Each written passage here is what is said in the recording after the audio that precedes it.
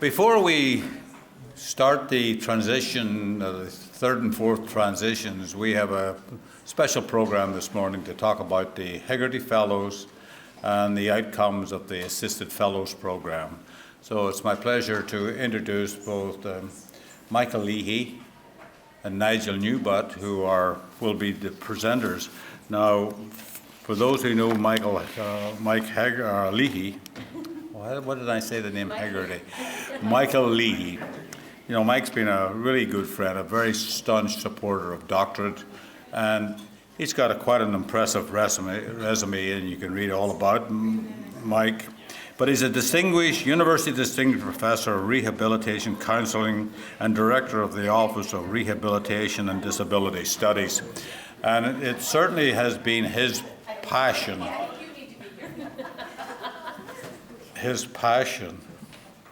to lead the Hegarty's program. So it's really it's a great program, and we're thrilled that he will be bringing you up to date with that. Equally, Nigel Newbutt, who has agreed to present the outcomes or some of the highlights of the Assisted Fellows program. Nigel is a senior lecturer and senior researcher at the University of West of England in Bristol in the fields of autism, technology, and education. And so, again, you can read the rest of his resume too. So, without any further ado, I'm going to turn it over to Mike, and he's going to introduce the Hegarty Fellow program. Great.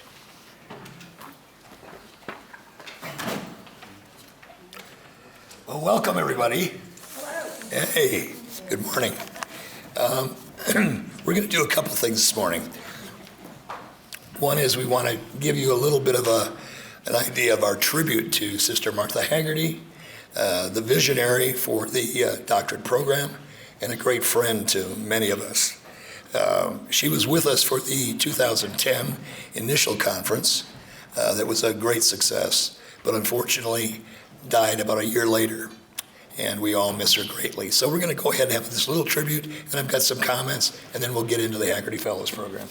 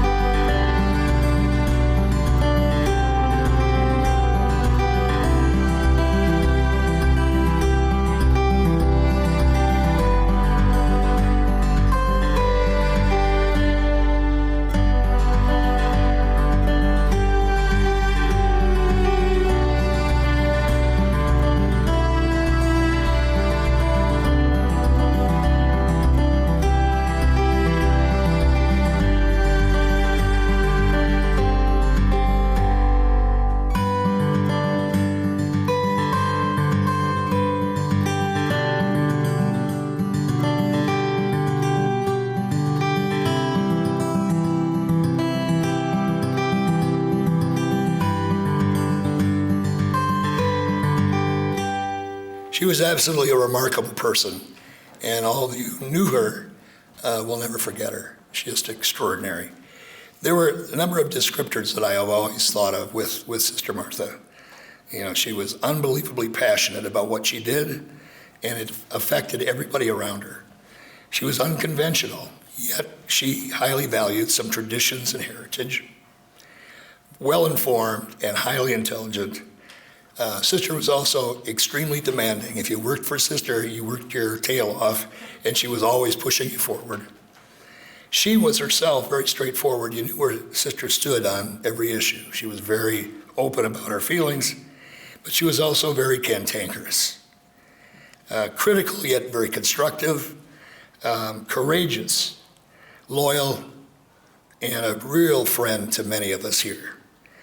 You know, she's going to be remembered, I think, for a long time for her significant long-term impact on the lives of people that she served, the citizens with disabilities in Ireland.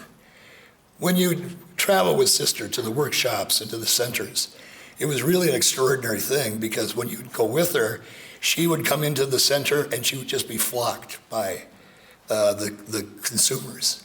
It was really touching, and she would just be there with all of them, and wonderful. I first met Sister Martha in the fall of 1986. She was a graduate student in our program at Michigan State University, and I was her mentor and major advisor. But as I always say, I was never really quite sure who was mentoring who in that relationship. And that continued for the rest of our time together. She consistently demonstrated courage to argue issues fairly and openly, sometimes at some personal and professional cost. She had a saying that she often used, which many of us used in the early days of DOCTRID, which is, let's go ahead and do it and ask for forgiveness later. You know, very, very interesting person. She could be blunt, she could be argumentative, she could be difficult at times, but anybody that knew her knew that there was no one with a bigger heart or commitment to her field than Sister. It was these personal characteristics, along with her intelligence, that made her such an extraordinary individual and such a respected public figure in Ireland. We will all miss her greatly, and we do, but I think she would be very proud of where we are right now with DOCTRID and the kind of progress we've made over the last 7 years. Sister Zoe's leadership, picking up that mantle and taking it forward, has been extraordinary. And we want to thank you, Sister, for all your efforts in making...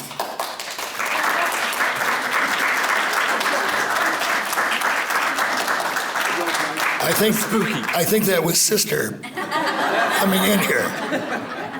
I really do. I really do. Your time is up. You know,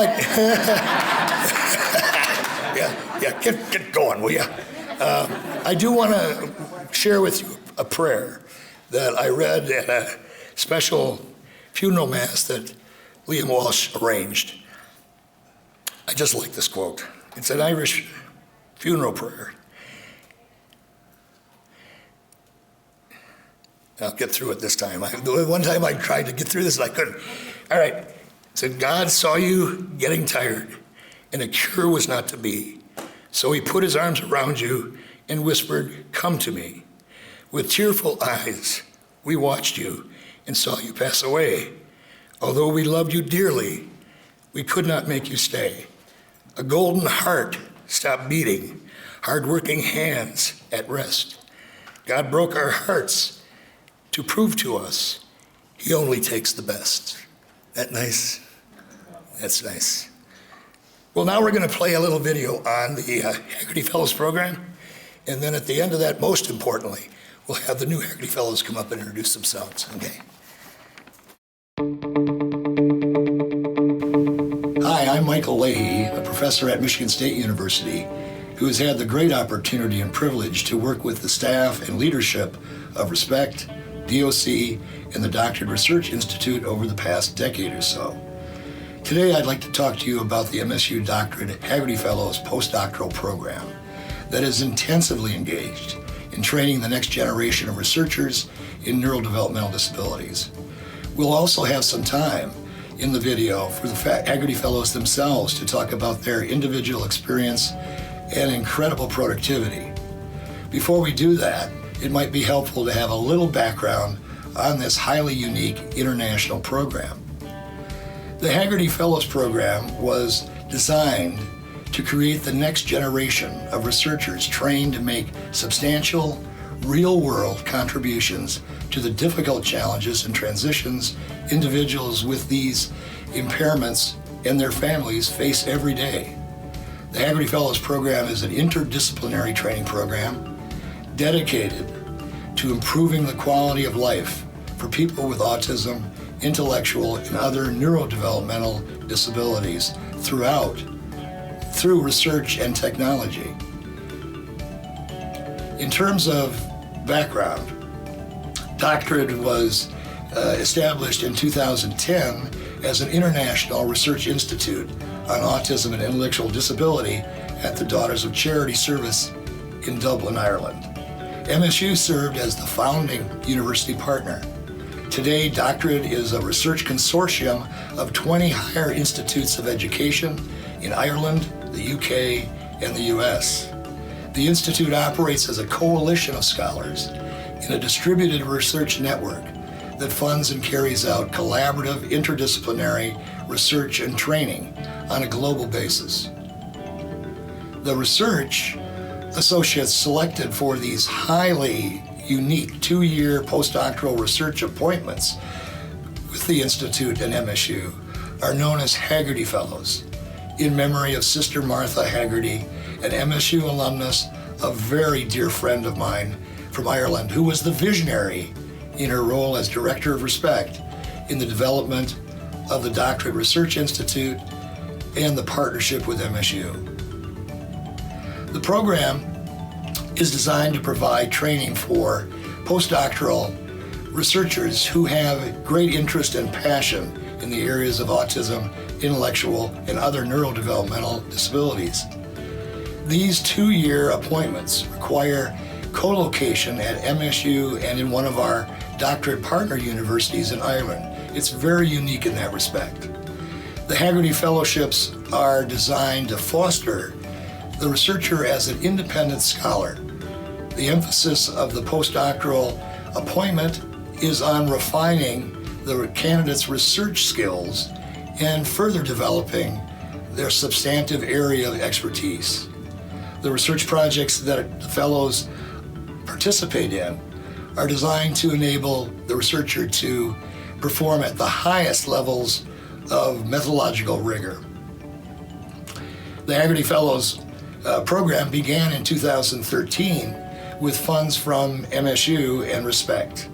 It's provided training in an advanced methodology and mentoring of 12 international postdocs, 4 cohorts of 3 fellows each, and has clearly been one of the most extraordinarily and highly successful postdoctoral trainings program at MSU in our history. To date, 9 fellows have completed the program, and all were exceptionally productive. All fellows wishing to secure faculty positions following training have been highly successful. I hope you enjoy hearing from the individual fellows themselves and their stories. And I think Sister Martha Hegarty would be very proud of what these young scholars have contributed to MSU DOCTRID and the global community.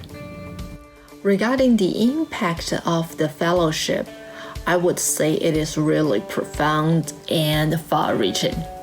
All the experiences and accomplishments well prepared me for my current position as an associate professor back in China. My time as a Hegarty Fellow was completely invaluable in terms of my development as a researcher and as an academic. My research looks at individuals with autism in context, so as part of families, schools, and communities, and then thinking about not just the supports that the individual with autism needs, but also their parents and the practitioners need to be able to create systems where youth with autism can thrive. I was inspired by having a brother with autism to think about the political rights of people with disabilities. And it was a great experience getting that PhD at Vanderbilt University. But what drew me to apply to the Hegarty Fellowship was the opportunity to work with interdisciplinary scholars, particularly in the School of Education and Psychology, who were doing very different work, but motivated by the same philosophy of inclusion, rights, and the full participation of people with disabilities. I had experiences with assistive technology at Michigan State University and Trinity College Dublin. My experiences have helped me develop training programs using assistive technology and deliver lectures about assistive technology to college students here. It's been a great experience. It's been a lot of work, but it's been good work to expand and build what I needed to be able to become a better professor in the future. So, thank you. I really thank you for the faculties, Dr. Leahy, Dr. Martin Walker, Dr. Sun, and Dr. Gloria. All these faculty have been really helpful, and also the program staff as well. So, as a Spartan on a year, I will feel a lifelong Spartan, and really appreciate this opportunity. Thank you all.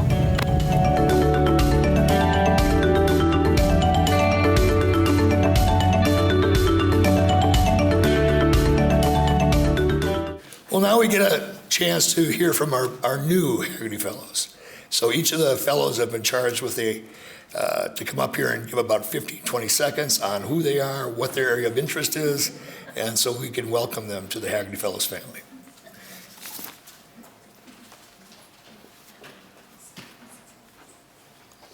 Hello, everyone. So my name is Christiana Santo-Ochoa. I'm Ghanaian originally and resident in Canada. I graduated from the Rehabilitation Science program at Queen's University in Canada. My background is inclusive education and intellectual and developmental disabilities. I am interested in research that seeks to improve the well-being and overall quality of life of persons with intellectual and developmental disabilities and their families and caregivers. I'm so pleased to meet you all. Thank you.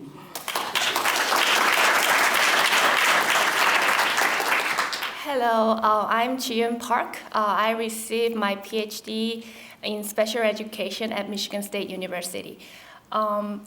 My research interest is in using technology to teach mathematics and functional life skills. So my research agenda explores how students can maintain what they learned so they can apply what they learn in their daily livings.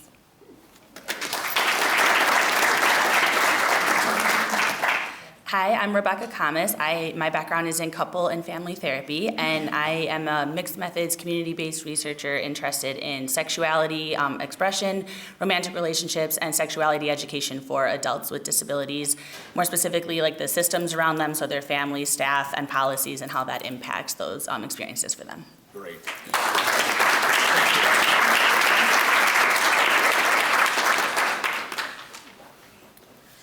Quite a group. These three were selected after we did a very rigorous international search, and we're just absolutely delighted. They're very talented, highly motivated, very passionate people that I think will make a big difference for DOCTRID and the global community interested in neurodevelopmental disabilities.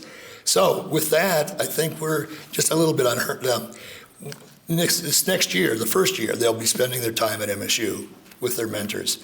But then beginning next year, about this time, they'll be moving to Ireland.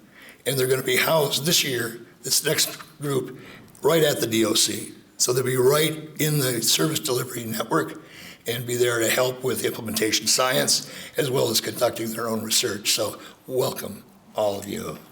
Yeah. So I'm going to turn it over. To Nigel. Nigel's going to talk about the other major program that DOCTRID is sponsoring. Thanks, Mike. Okay, so this is a bit of a whistle-stop tour. This is a huge program that, as Brian alluded to a couple of days ago, it was really important and integral to sort of the start of really sort of propelling research within the doctorate and sort of respect contexts. So I'm just going to talk briefly about what the assisted scheme was, what it sought to achieve, and then I'm just going to sort of tour through what some of the projects were, and then I'm going to sort of provide a bit of a reflection, I guess, as somebody who reviewed these throughout the process in terms of the dissemination, outputs, training, and impact, which is sort of the key criteria for this particular scheme. I'm going to attempt also to provide some sort of stats and figures, I guess, in terms of how many people pass through the program. So ASSISTID was a co-funded project, which meant that it was primarily European funded, but it also involved funds from MSU in this particular context. And it was assistive technologies in autism and intellectual disabilities, is what the ASSISTID acronym is. It's primarily a training and mobility program. So that really is about the individual, the fellows, the postdoctoral researchers, but also the mobility and the ability to move between different locations and work within interdisciplinary research contexts therein. There were a range of different sort of opportunities, incoming fellowships of 24 months for 32 fellows and outgoing fellowships with the return phase back to their host institution, which involved a 3-year scheme. The scheme was central in the context of being in and around assistive technologies and behavioural sciences applied to autism and intellectual disability. So the criteria that the fellows need to apply to in terms of their projects were around the state-of-the-art quality, so the quality of the research being proposed, the training, so how the host HCI could enable that fellow to develop through training and through other opportunities. And then it's also around the implementation of the research, how possible that was in terms of what was being proposed, but also the impact. And I'm going to come back to that and sort of talk about that a bit more towards the end. So this is a bit taken from the actual successful grant. And the program, as it says here, planned to equip postdoctoral researchers with multidisciplinary skills, enabling them to assume leadership roles in intellectual disability research, and with the services which provide for the education, social inclusion and employment of people with autism and intellectual disability. The fellows were selected on the basis of excellence of their own projects, so it's a bottom-up approach, and coherent with available expertise and the general program thematic of the chosen host institution. So it was important that there was a clear argument as to where they were working and why they were working in that institution. The fellowship training provides, or wanted to include, a wider range of disciplines, such as it says here, ABA, autism, augmentative and alternative communication, innovative learning, intellectual disability ethics, rehabilitation, policy, law, multimedia development. So there's a range of, of scope within this scheme. Mike's already talked about, and your video quite nicely articulated, the role of doctrine and respect in this. So it's probably just worth briefly drawing your attention to the context of this being a European-funded project, and within the context of around about 15 million people within Europe having or being impacted by intellectual disabilities or autism. Also the context of people with autism and or ID having a far less, well, unemployment opportunities are highlighted and prevalent within that community. Likewise with education opportunities and also facing barriers with social activities that we've heard about yesterday and we'll hear more about today. So the role that assistive technology can play in that is, potentially really important. It's scalable, it's affordable in many cases. So this project and the fellows here had the opportunity to really explore and delve into that sort of context and think about how assistive tech could be applied, could be scaled and could impact positively the lives of people with autism and or intellectual disabilities. So this tells you a little bit more about the scheme in terms of the number of applications received. So you can see here, is this up to date? This is as up to date as we have, yeah. So the fellowship was launched in 2014. It's just finished. So we've just got the last round of reviews to do as reviewers. About 110 applications were received from a 45% female. And 94 qualified for remote review, so it's quite nice that we didn't need to kill the environment as we were flying people around Europe to engage with this. 71 applicants were interviewed after going through a rigorous review process. 33 fellowships offered, with 26 accepted, 17 incoming and 9 outgoing. The final makeup there was about a 50-50 gender split as well. You can see where the candidates were applying from. Quite an interesting array of different countries in Europe and beyond. I don't think there's much more to say about that. So, the project started with 25 fellows in total. with 16 incoming and 9 outgoing. 21 completed the fellowship program, 1 left partway through, 2 left for health reasons, and 1 left because it wasn't feasible to complete the research as planned. And again, I'll come back a bit to that when I talk about ethics and some of the barriers with the scheme. So some of those candidates who have completed the fellowships have gone on to roles within a range of different areas so far. And this isn't exhaustive data at this point. This is just sort of a snapshot of what we have at the moment. And you can see here a range of different public health roles, clinical practice, service providers, roles within universal design and sort of design and assistive technologies, and obviously lectureships and an assistant and associate professor roles within the UK and within the US and Ireland, actually. So a range of different sort of destinations for these roles, and quite typical, I think, in terms of where you might expect those to be. So in that sense, this is, I think, what I'm sort of alluding to, has been a very successful scheme in terms of the opportunities afforded and the sort of destinations and the route through this for the fellows. So this is just a very indicative. Greta kindly furnished me with a range of different projects through this scheme. And this is just some of them that I've picked out just to kind of highlight the range. And you can see here, there's projects on the first one there, an inclusive program for comprehension and reading. So looking at how assistive tech and technology can exist within that sphere. Virtual learning for people with assistive tech, with autism. Training and employment programs for people with autism. Empowerment of youth and intellectual disabilities through educational training, curricula. One size does not fit all here, or one size does fit all in the case of augmented and alternative communication apps for children with complex communication needs. A randomized controlled trial, so the fellows engaged in a range of different sort of disciplinary methodological contexts, which is worth pointing out. We had mixed methods, we had very qualitative-based research, and we had very quantitative-based research. So quite nice to have that spread. And what was really nice about that, and I'll talk about it shortly, is that then the fellows started to engage quite nicely and sort of cross over and have good sort of engagement, I think, both at these fora but also outside this, which was really, I think, important. Increasing independence for adults with autism using smartphones, and we heard yesterday about the reducing sleep problems using assistive technologies. So there was a real range of innovative programs of research. Now, all of these sort of programs of research were not just required to, but it was very important that they worked with stakeholder groups. And they did a really, really good job engaging with users, parents, and other community groups. And having the base, having DOCTRID and Respect as a base really helped ensure that was the case.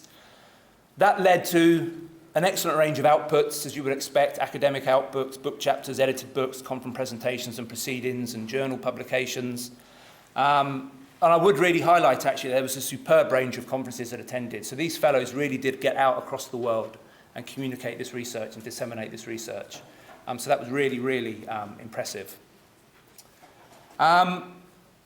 Less clear, I think, picking up on some of the work that I looked over, less clear, I think, were the plans to disseminate back to the community and how this research is articulated back into some of the provision in which they're seeking to support and to provide messages from their research. So I'll come back to that when I talk about impact, but that was in terms of sharing, in terms of thinking about how the findings and the implications can feed into practice and policy and so on, was in some cases held up, I think. And this is, it's worth pointing out, these are 2-year projects, so there's an awful lot to fit into this, and that might have just been an inherent limitation, but I just wanted to bring it through there.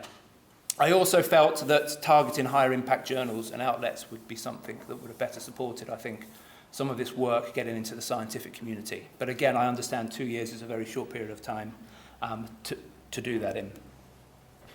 I think the training component for me and for other reviewers was a huge strength. The host HEIs, many of them Irish, provided superb training and mentorship opportunities. We heard from some of the Hegarty Fellows sort of endorsing that, but for this program in particular, the mentoring, the support, the access to a range of education provision where needed and where identified, plugging gaps in some of the postdoctoral fellows' skills was absolutely immense, really, really important. So the projects were well managed as well with the mentors. And the multidisciplinary context and ambitions really came through in working with really well-regarded scholars in the field. So the fellows were really, really well provided for in that context. Am I okay for timing? Yeah? Oh, okay, I'm good. And that obviously would lead to outstanding career opportunities and the destinations for the fellows in terms of where their careers will move next. The range of ambitions working in education, especially educational needs and industrial sectors, was also really, really crucial and really important. So some of the fellows got to work with different businesses, different companies, different industries, and that was really, really well. And again, the training afforded through there was really key. Excellent integration to local and in some places national networks as well. So some of the Irish hosts enabled the fellows to work within the local community and ensured there was space for them to do that in various different autism advocate groups and so on. So that was really, really, really key. So the training was absolutely superb. The impact, or as we call it in the UK sometimes, sort of pathways to impact. Again, most fellows presented excellent plans for impact and identified the potential for their work and how it could impact people with autism and intellectual disabilities. And the impact and evidence thereof was a little less clearly articulated, I think, in some of the outputs of the work. So I think here, considering how the projects, the outcomes, the messages might feed into policy, practices, or the uses and the adoption of technologies, in some cases could have been firmed up, I think. But again, I will predicate this with the context of these being 2-year projects. But really, we know abandonment rates for assistive technologies, are really high. And I think the sort of messages that come out of projects like this need to be really pronounced and feed into those policy and other sort of contexts to help ensure that they are more successfully uptake.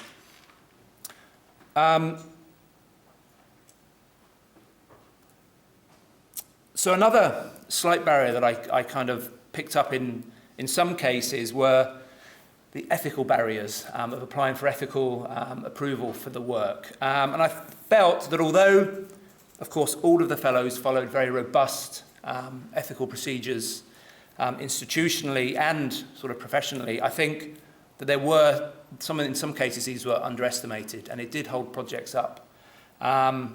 And I think that in some cases was due to some of the host HEIs and the procedures in some of those contexts. And that did lead to inevitable delays with some of the projects. But what I would say about that was that enabled the fellows to become quite resilient, working with their mentors, thinking about how the research might change or shift slightly from the original intended outcomes. So that actually led to a training opportunity, in some cases. But this did have some negative knock-on effects, for some of the work. And I think it's also worth pointing out that some of these issues were picked up in the initial review phase. And I think thinking about how that then trickles down into the actual project implementation is something that, could be further thought about. And I think, that's all about preparation. Arriving into a project, having already thought about the ethical implications is important if you are to run and to get approval quite quickly for the type of work that we're looking to engage with. And I think it's particularly important when we're working with vulnerable groups that we consider ethics and we consider the barriers around that, and we really do consider them. And like I say, I think there were some concerns around how the ethics held up some of the start and the ongoing work of some of these fellowships. So I'm just going to conclude with a few thoughts. I'm going to keep this on time, aren't I? So that was a sense from my perspective, and I will say that I'm not endorsing all of the people who worked on reviewing some of this, but clearly there was a great range of projects, which is exactly what's needed in this field. There's a range of different opportunities, and they do need exploring in a multidisciplinary way that the fellows engaged very successfully. So the innovation and extending the state of the art through this scheme was evident. There was no doubt about that. The methodologies and the approaches that were adopted clearly mapped onto the research questions, and the outcomes. And that, again, was a huge strength. And they were interdisciplinary, almost all of them, which was, again, part of the project, but that isn't often always realized. But the fellows, the host HEIs, the scheme in general really helped to facilitate that. This project across it put people at the core of the scheme, so both the fellows and the users and the service providers and the individuals with autism and intellectual disabilities were central to the work, and that's what it was all about, and it's really good to see that coming through. Often innovative and sector-leading projects were conceived and developed, and we had a good range of actual tools being produced from this as well, which is often what you don't see from research, actual realisable, tangible objects, which we did see through this. The training, as I've already mentioned the training opportunities and provision therein were superb by all of the HEIs, and that's really worth drawing out. And I think that people have developed collaborations beyond this programme as well, which also speaks volumes to the quality of the fellows and the host HEIs and provision therein. As I've already said, there were some actual assistive technology tools that were developed and deployed, and I know some of the fellows are still out in the real world articulating how their work can impact the lives of people with autism and intellectual disabilities. So that's really good to see that work is going on to do the impact and to think about the impact and that really important agenda. And I would then suggest that within all of that and the positive sort of outcomes, that the career opportunities and the development plans for post-fellowship were well conceived and thought about through this. So very important, I know it was important for DOCTRID and Respect, this scheme. And Brian, obviously, at first pop, got this award, which led to all of these opportunities. And we've seen the work over the last 2 or 3 years presented at these conferences, and it has been incredible. And that's as far as I'd like to go with this. But thank you very much for the opportunity to talk through this. Greta, thank you.